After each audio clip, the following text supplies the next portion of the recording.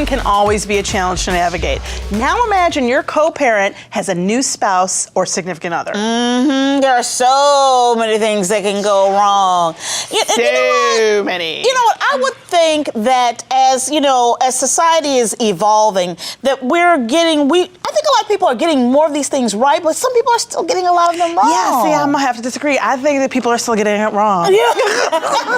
I do. Really? Like really wrong. Really wrong. And maybe I'm just looking at the wrong magazines or the wrong online polls, but it feels like a lot of time what I notice is that you still see people focusing on their feelings about their ex and not actually what's good for the kids. Yeah. And getting caught up in that. I mean, we know somebody who their child was having some behavioral issues, I think partly because of the divorce. Right. And this child was they were deciding where they were going to go to the bathroom, and it was inside the house. It was. In plants. Yes. Now, this friend was okay as long as that happened at her ex's house. Right. See, that's what I'm talking about. Yeah. Sometimes I think we could still have, this is still very much a front burner topic. Well, here are some things not to do with your significant other's kids. If you're the person coming into the relationship. You that are non-parent. The non-parent, okay?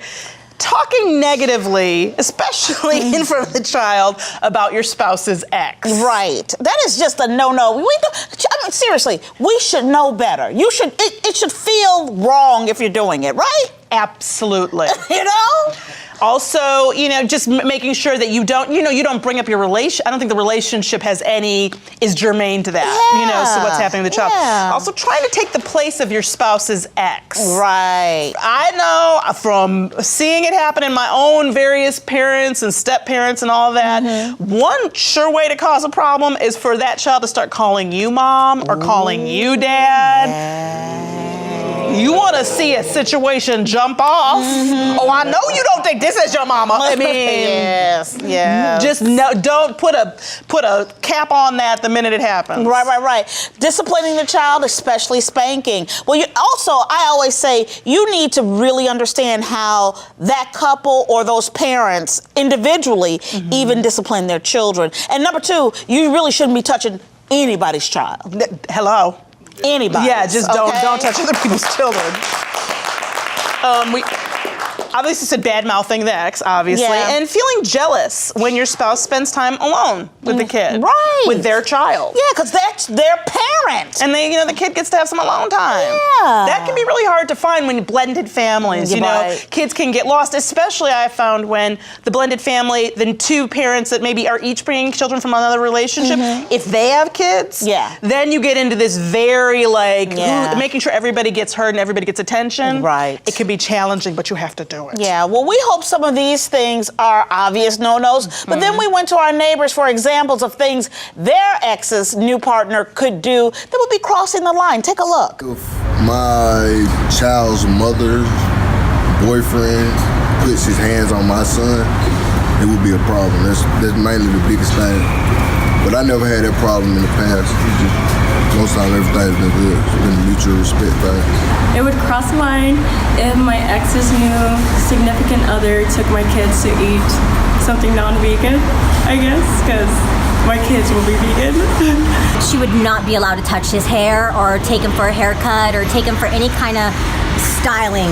Well, the cereal bowl haircut, just sticking a bowl on top of my kid's head and just chopping around it, that would really, really tick me off.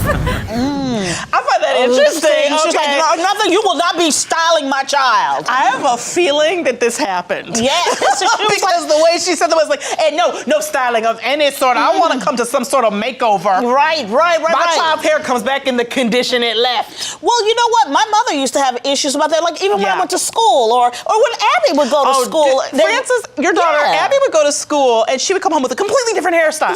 Yes. And we were just like, what is going on? And you found out the teachers were playing with her hair. Yeah. Like she was a doll. Yeah. I was like, she did hair and makeup at home already. She doesn't need to go to school to do that, right? And I get that. Here's the problem. I get the perspective of the parent who maybe isn't the primary parent, especially. If that's the fun house, or mom says I can't get a haircut, but dad's girlfriend or dad's stepmom, the new stepmom says, of course you can get a haircut. Get that mohawk. Go ahead. And it's gonna be blue too. You want a blue, pink, and purple? Go ahead.